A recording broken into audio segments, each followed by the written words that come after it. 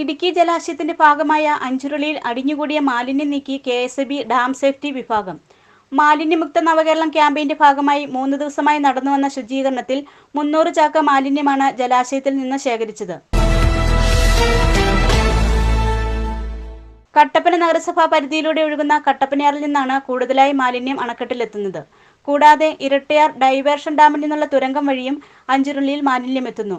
കരാർ തൊഴിലാളികൾ വള്ളം ഉപയോഗിച്ചാണ് അഞ്ചുരുളി തുരങ്കമുഖത്തുനിന്ന് വെള്ളം പതിക്കുന്ന ഭാഗത്തും കട്ടപ്പനയാർ ഒഴുകിയെത്തുന്ന ഭാഗത്തുനിന്നുമായി അടിഞ്ഞുകൂടിയ മാലിന്യം ശേഖരിച്ചത്.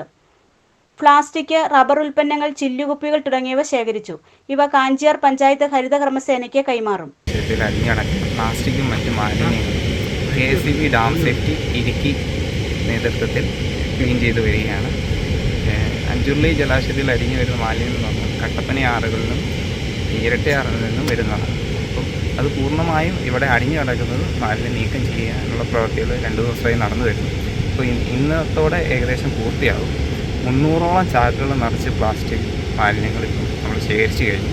ഇതിവിടുന്ന് കാഞ്ചിയാർ ഗ്രാമപഞ്ചായത്തിലെ ഹരിതകർമ്മ സേനയ്ക്കാണ് കൈമാറുന്നത്. അവരത് സംസ്കരിക്കുകയാണ് ചെയ്യുന്നത്.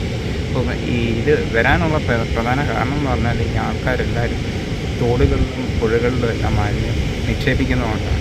അപ്പോൾ അതിനെതിരെ ഒരു അവബോധം സൃഷ്ടിക്കാൻ കൂടിയാണ് നമ്മൾ ഈ പ്രോജക്റ്റ് ചെയ്യുന്നത്. എല്ലാവരോടും പറയാനുള്ളതെന്ന് പറഞ്ഞാൽ വേസ്റ്റുകൾ പുഴയിലേക്കും തോടുകളിലേക്കും ഒഴുക്കി വിടരുത്. അത് യഥാർത്ഥ രീതിയിൽ തന്നെ സംസ്കരിക്കും. മുൻ വർഷങ്ങളിൽ സന്നദ്ധ സംഘടനകൾ ശുചീകരണം നടത്തിയിട്ടുണ്ടെങ്കിലും ഡാം സേഫ്റ്റി വിഭാഗം ശുചീകരണ യജ്ഞം നടത്തുന്നത് ഇതാദ്യമായാണ്. കളക്ടറുടെ അധ്യക്ഷതയിൽ ചേർന്ന KSEB ഡാം സേഫ്റ്റി വിഭാഗത്തിന്റെ യോഗത്തിലാണ് ഇത് സംബന്ധിച്ച തീരുമാനമെടുത്തത്. ബുധനാഴ്ച ആരംഭിച്ച ശുചീകരണത്തിൽ പ്രതിദിനം 100 ചാക്ക് മാലിന്യമാണ് ശേഖരിച്ചു വന്നത്. വെള്ളിയാഴ്ച വൈകിട്ടോടെ അവസാനിപ്പിച്ചു. ജലസ്രോതസ്സുകളിൽ മാലിന്യം ഒഴുകുന്നത് തടയാൻ തദ്ദേശ സ്വയംഭരണ സ്ഥാപനങ്ങൾ വഴി ബോധവൽക്കരണം നടത്തണമെന്നും ഉറവിട മാലിന്യ സംസ്കരണം പ്രോത്സാഹിപ്പിക്കണമെന്നും അധികൃതർ അറിയിച്ചു. News bureau, Kattappana.